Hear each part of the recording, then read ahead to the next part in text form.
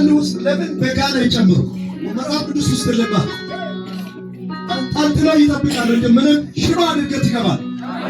ውሃ እንደዚህ ይኸውላችሁ፣ ከዛሬ ጀምሮ ጌታ በሚያውቀው ነው። ሦስት ሰው ከዚህ ይወለዳል፣ እነዚህ ሰዎች እንደዚህ ይሆናሉ ብሎኛል ጌታ። ውጣ ሳይል ምንም ሳይናገር በዓይን ብቻ እንደዚህ ሲያል ተቃጠልኩ እያልኩ እየተወይ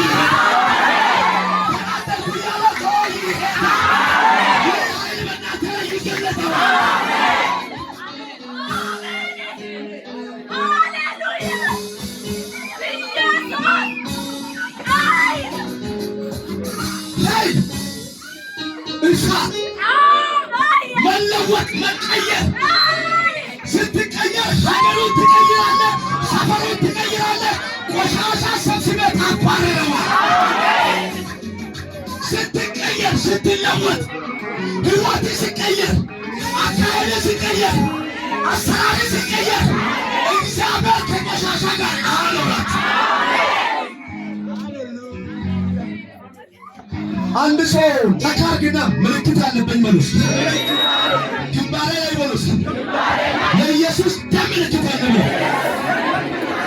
ሰይጣን በሉስ፣ ይህ ምልክት አይቶ እኔ ሳይናገር ይበሳጫል በሉስ።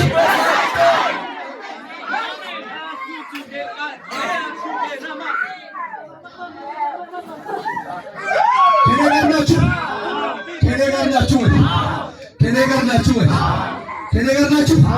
ከፈርክ የምትሄድበት ቢሮ የምትሰራ ቦታ ከዛሬ ጀምሮ እኮ የምትገባ ግቢ ይኸውላችሁ፣ በእውነት ነው የምልህ። መንጌ ከሆንኩ ስሜን ያስገባ መንጌዬ ሰላም ነው።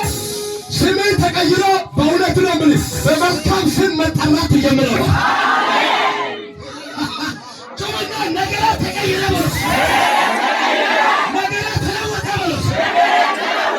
ብዙ ሰዎች ነገር ዛሬ ምሽት ይቀየራል።